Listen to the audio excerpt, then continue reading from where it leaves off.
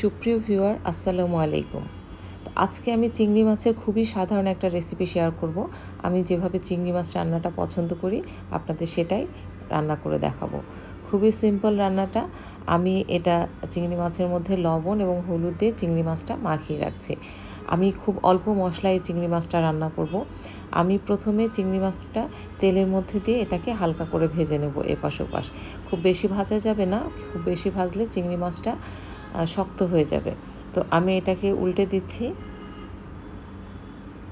খুব অল্প সময়ের মধ্যে আমি এটাকে উল্টে দেব, দিয়ে আবার এটাকে একটু উল্টে পাল্টে ভেজে নেব। তো আমার মাছটা প্রায় ভাজা শেষ হয়ে গেছে। আমি এখন এই মাছটাকে আস্তে আস্তে তুলে ফেলবো।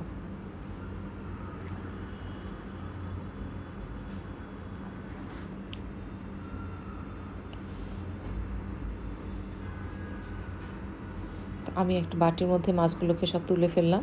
এখন এটার মধ্যে কিছুটা তেল আছে, আমি আর একটু তেল এটার সাথে অ্যাড করব। তো এটা তেল দেওয়ার পরে এখানে আমার পেঁয়াজ লাগবে। আমি পেঁয়াজ কেটে রেখেছি। এই মাছের মধ্যে একটু পেঁয়াজের পরিমাণটা বেশি দিলেই ভালো লাগে। তো আমি এখানে পেঁয়াজ দিয়ে পেঁয়াজটাকে তেলের মধ্যে আবার একটু ভালো করে ভেজে নিচ্ছি। পেঁয়াজটা যখন মানে আধা ভাজা হয়ে যাবে সেই পর্যায়ে আমি এটার মধ্যে আবার দিয়ে দিলাম কাঁচামরিচ।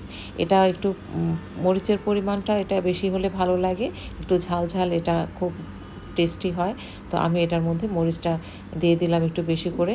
আপনারা যেরকম পছন্দ করেন মরিচ সেইভাবেই দিতে পারেন। এখন আমি সামান্য একটু পেঁয়াজ বাটা দিচ্ছি। এই পেঁয়াজ বাটাটা দিলে এটা একটু সুন্দর একটু গ্রেভি হবে, খেতেও ভালো লাগবে। তো পেঁয়াজ বাটাটা দিয়েও এটাকে একটু সুন্দর করে ভেজে নিতে হবে, যাতে পেঁয়াজের কাঁচা গন্ধটা চলে যায় এবং পেঁয়াজটা সুন্দর একটু ভাজা ভাজা হয়ে যায়। তো দেখতে পাচ্ছেন এই সমস্ত পেঁয়াজ মরিচগুলো একটু সুন্দর ভাজা হয়ে গেছে। এ পর্যায়ে এর মধ্যে আমি দিব একটু সামান্য পরিমাণে হলুদের গুঁড়া, শুকনো মরিচের গুঁড়া এবং একটু লবণ। আবার এইগুলো দিয়েও আমি এটাকে একটু তেলের মধ্যে ভেজে নিচ্ছি।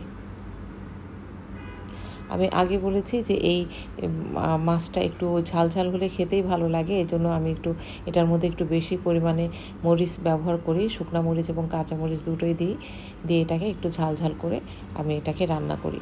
এখন আমি একটু পানি দিয়ে দিলাম যাতে মশলাগুলো একটু সুন্দর মতো কষে আসে। তো মশলাটা যখন আমার একটু সুন্দর মতো কষানো হয়ে যাবে এবং মশলাটা ফুটতে শুরু করবে পানি, সেই পর্যায়ে আমি দিয়ে দিলাম চিংড়ি মাছটা। এবার চিংড়ি মাছটা দিয়ে এর মধ্যে একটু নেড়ে চেড়ে এটাকে মানে মশলাটার মধ্যে সিদ্ধ হতে দেবো। এই মাছটা রান্না করতে খুবই কম সময় লাগে। যেরকম অল্প মশলা লাগে সেরকম সময়ও কম লাগে, কিন্তু খেতে দুর্দান্ত টেস্ট। আপনারা যারা এভাবে রান্না করেননি কখনো, একবার রান্না করে খেয়ে দেখবেন। অনেকেই আছে বিভিন্ন ধরনের মশলা দিয়ে এই চিংড়ি মাছটা রান্না করে। আমার মনে হয় যে বিভিন্ন মশলা দিলে চিংড়ি মাছের যে আসল ফ্লেভারটা সেটা চলে যায়। তো এভাবে আমি সবসময় চিংড়ি মাছটা রান্না করি, আমার কাছে ভীষণ পছন্দ। তো এই যে পানিটা যখন শুকিয়ে আসবে, গায়ে একটু মাখা মাখা হয়ে যাবে, সেই পর্যায়ে আমি লবণটা চেখে নিলাম, একটু লবণ কম হয়েছিল। আবার একটু লবণ দিয়ে আমি মাছটাকে নেড়ে চেড়ে আমি একটুর মধ্যেই মাছটাকে নামিয়ে ফেলবো। তো আমার ভিডিওটা আপনাদের কেমন লাগলো? আজ এ পর্যন্তই রাখছি, আবারও দেখা হবে। সে পর্যন্ত ভালো থাকবেন। আল্লাহ হাফেজ।